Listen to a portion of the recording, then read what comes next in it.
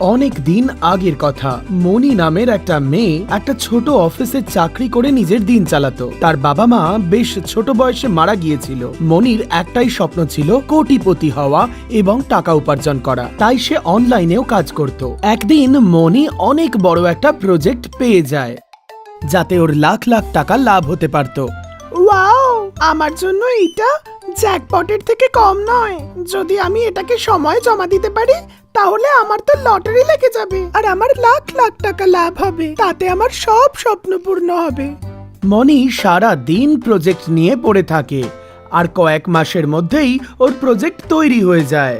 আমার project completely তৈরি হয়ে গেছে। এটা আমার দিন রাতের পরিশ্রমের ফল। এবার আমার কোটিপতি হওয়ার স্বপ্ন পূর্ণ হয়ে যাবে। এরপর মনির খুশির কোনো সীমা রইল না। পাগলের মতো ও নাচতে শুরু করলো। আরে মনি, এবার তো তুই কোটিপতি হয়ে যাবি আর তারপর তোর কাছে সব কিছু থাকবে। কিছুদিন পর মনি ওর প্রজেক্টের টাকা পেয়ে গেল, আর তারপর থেকে ওর কাছে অনেক প্রজেক্ট আসতে শুরু করলো। তাই ও রাত জেগে জেগে কাজ করা শুরু করলো। এমনই একদিন মনি রাত্রিবেলা কাজ করতে করতে একটা বড় প্রজেক্ট পেল, তাও আবার 1 কোটি টাকার, যাতে ওর কোটিপতি হওয়ার স্বপ্ন পূর্ণ হতে পারত। এই প্রজেক্টটা আমার জন্য খুব দরকারি। যে করেই হোক আমাকে এই প্রজেক্টটা করতেই হবে, আর তাতেই আমার স্বপ্ন পূর্ণ হবে আর আমার সব কিছু হয়ে যাবে। ব্যাস, যেমন কথা তেমন কাজ। মনি সারা রাত জেগে ওই প্রজেক্টটা করতে শুরু করে আর কিছুদিনের মধ্যেই সম্পূর্ণ করে ফেলে, আর ও টাকাও পেয়ে যায়। ফাইনালি আজ আমার কোটিপতি হওয়ার স্বপ্ন পূর্ণ হয়েই গেল। এবার আমার কাছে সব কিছু থাকবে যা আমার প্রয়োজন ছিল। আমি এই পয়সায় প্রচুর গয়না, বাড়ি, গাড়ি সবকিছু কিনবো। মনির কাছে এখন টাকা পয়সার কোনো অভাব ছিল না। ওই টাকায় বাংলো, গাড়ি, গয়না আর সমস্ত দামি জিনিস কিনে নেয়, আর প্রত্যেকটা আলমারি পয়সা আর গয়নায় ভরে ছিল।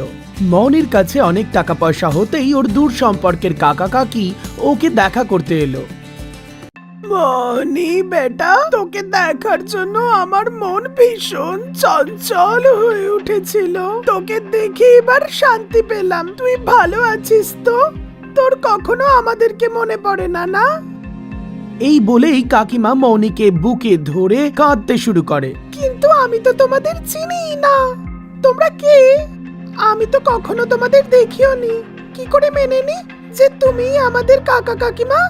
আমি তোমার দুঃসম্পর্কের কাকা। যখন তুমি খুব ছোট ছিলে তখনই তুমি উধাও হয়ে গিয়েছিলে। তোমাকে অনেক খোঁজার চেষ্টা করেছি, কিন্তু পাইনি। হ্যাঁ, কিন্তু এখন যখন তোমাকে পেয়েছি আর তোমাকে কোথাও যেতে দিচ্ছি না। মনির ওর কাকা কাকিমার কথায় বিশ্বাস হয়ে যায় আর ওনাদের বাড়িতেই রেখে দেয়। কাকা কাকিমা ওর খুব খেয়াল রাখতো আর খুব ভালোবাসতো।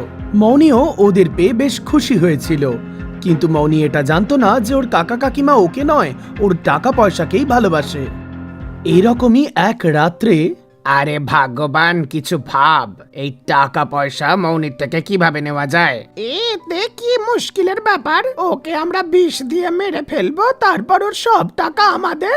হ্যাঁ, সেটাই ঠিক হবে। তারপর থেকে ওর কাকা কাকিমা ওকে মারার জন্য সুযোগ খুঁজতো। একদিন মনির কাকি গ্লাস ভর্তি দুধ নিয়ে মনির কাছে যায়, যেখানে ও কাজ করছিল।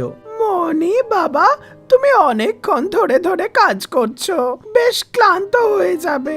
কিচ্ছু খাওনি, একটু দুধ খেয়ে নিয়ে আবার কাজ করো। মনি দুধটা খেয়ে নেয়, আর কিছুক্ষণের মধ্যেই ওর দম বন্ধ লাগতে থাকে। আমার কি হচ্ছে? আমার দম কেন বন্ধ হয়ে আসছে? আমায় বাঁচাও কাকা কাকিমা, তোমরা আমায় বাঁচাও, বাঁচাও।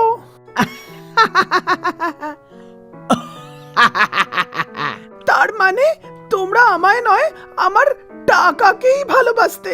আমার সাথে তোমরা অন্যায় করেছো, আমি তোমাদের ছাড়বো না।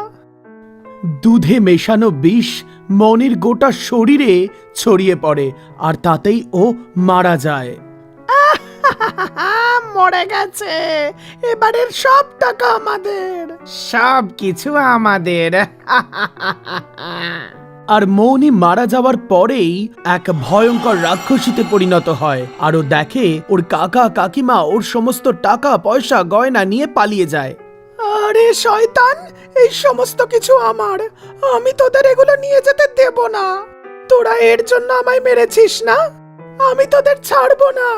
আর তখনই ওখানে টাকার বৃষ্টি হতে লাগলো, যা দেখে কাকা কাকিমা খুব খুশি হয়ে গেল।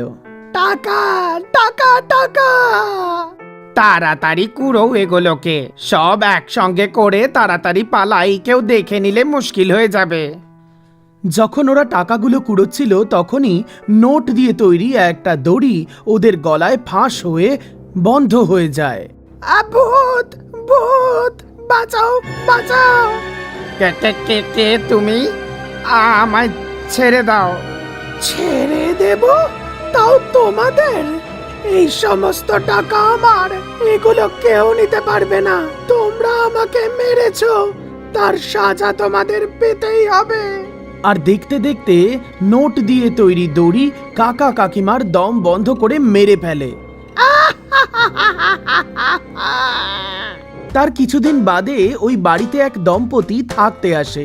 কিছুদিন পর্যন্ত সবকিছু ঠিক থাকলেও একদিন ওই বাড়িতে অদ্ভুত অদ্ভুত সব ঘটনা ঘটতে থাকে। তখন মিনা পুরো বাড়ি ঘুরে দেখে ওর সবকিছু নর্মাল মনে হয়। হয়তো এটা আমার মনের ভুল। তারপর মিনা রান্নাঘরে গিয়ে দেখে আনাজের জায়গায় সোনা রূপো টাকায় ভরে রয়েছে। এসব দেখে ও খুব হয়রান হয়ে যায় আর বেশ ভয় পায়। তখন ও ঘরে চলে আসে। কিছুক্ষণ পর ওর স্বামী ওখানে চলে আসে। তখন মিনা ওকে সব কথা খুলে বলে। আরে মিনা, ভয় পেও না, এটা তোমার মনের ভুল তো হতেই পারে। আমার কথা একটু বিশ্বাস করো। তারপর মিনা ওকে রান্নাঘরে নিয়ে গেলে দেখা যায় সেখানে সবকিছু নর্মাল রয়েছে। দেখেছো মিনা, বলেছিলাম এটা তোমার মনের ভুল। রাত্রিবেলা যখন মিনা ঘুমিয়েছিল হঠাৎ ঘুম ভাঙতেই দেখে একটা রাক্ষসী ওর বুকের ওপর বসে গলা টেপার চেষ্টা করছে। বাঁচাও বাঁচাও, আমায় বাঁচাও! ওর স্বামী ঘুম ভেঙে এমন দৃশ্য দেখে বেশ চমকে যায়। এই কে কে কে তুমি? তুমি আমার স্ত্রীকে মারছো কেন? আমি সবাইকে মেরে দেব। আমার বাড়িতে যেই থাকতে আসবে আমি কাউকে থাকতে দেব না। এই ঘর আমার। কিন্তু এই ঘর তো আমরা ভাড়া নিয়েছি। এই ঘর আমার। তুমি এখান থেকে চলে যাও, না হলে তোমার স্ত্রীর পর তোমাকেও মেরে দেব। তারপর রাক্ষসী মিনার গলা টেপার চেষ্টা করে। দেব কিছুতেই বুঝতে পারে না কিভাবে তার স্ত্রীকে বাঁচাবে। তখন ওর একটা আইডিয়া আসে। তখন ও পেট্রোল নিয়ে এসে সমস্ত টাকা পয়সার ওপরে আগুন জ্বালিয়ে দেয়। টাকা যতই জ্বলতে শুরু করে তখনই রাক্ষসীও জ্বলে খাক হয়ে যায়। বাঁচাও বাঁচাও! আর কিছুক্ষণের মধ্যেই রাক্ষসী একদম শেষ হয়ে যায়।